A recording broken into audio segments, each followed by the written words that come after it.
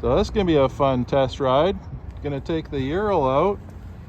I don't know much about this thing except for the fact that it's got a sidecar and apparently it's a little scary to drive. But lots of smiles and should be lots of fun. So let's take a look. All right, here we go. Wave to the...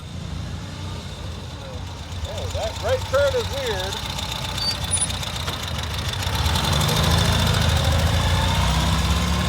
Right in the sidecar.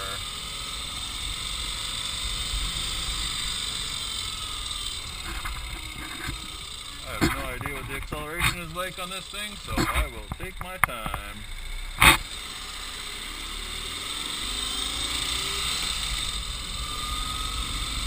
Okay, well, it shifts just like you would think a 1940s tractor would shift. I mean, the seating position is comfortable because you're sitting basically straight up and down. Not a whole lot of leg room on the right-hand side because there's a giant piston shooting out there. So, from what I can hear, turning right is an adventure, so let's go on an adventure now. And I am definitely not good enough to fly the hack. I think that's what it's called. And it is completely empty, so...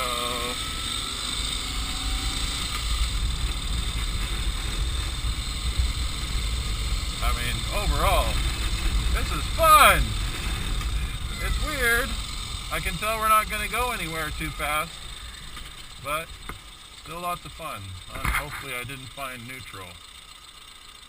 Of course, it's old school technology. All you get is a speedometer, and wow, they've really modernized this. They've got a digital readout for odometer.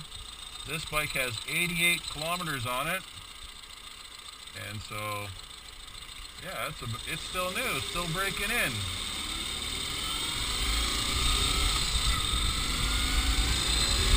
Definitely not a speed demon when you take off, but it goes along pretty good.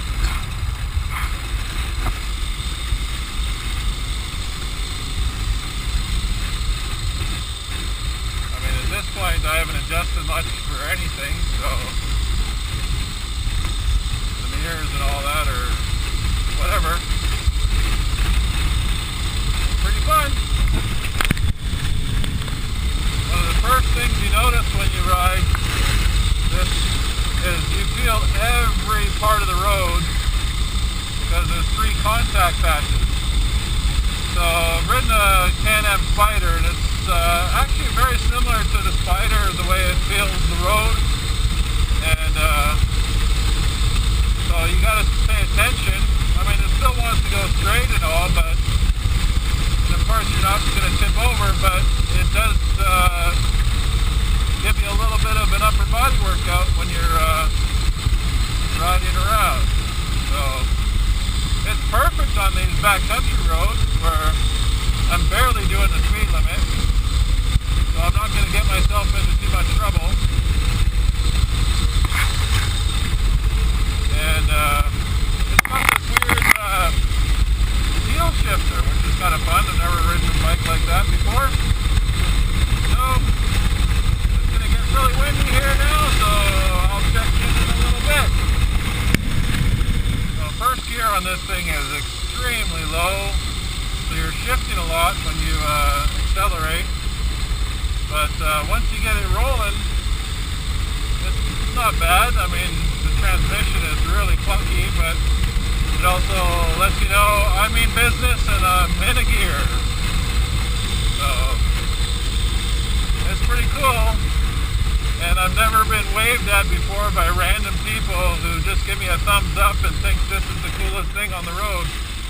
So if you're into vanity and want to be noticed by everybody, well, this is the bike for you.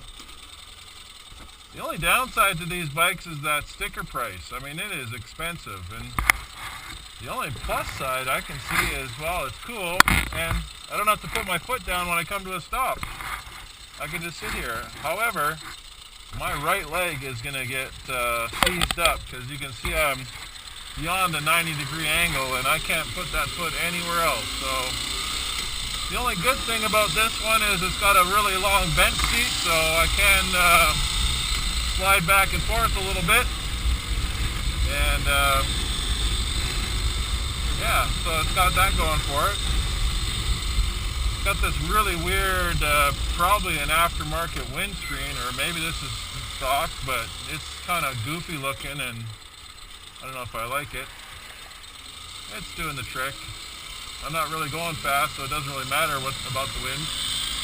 And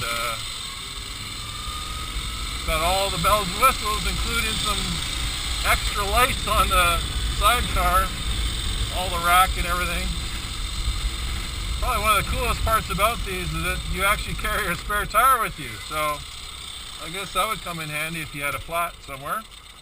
And just imagine how much stuff you could put in this this sidecar, and that might help the balancing out a little bit by giving it a little more balance on the road.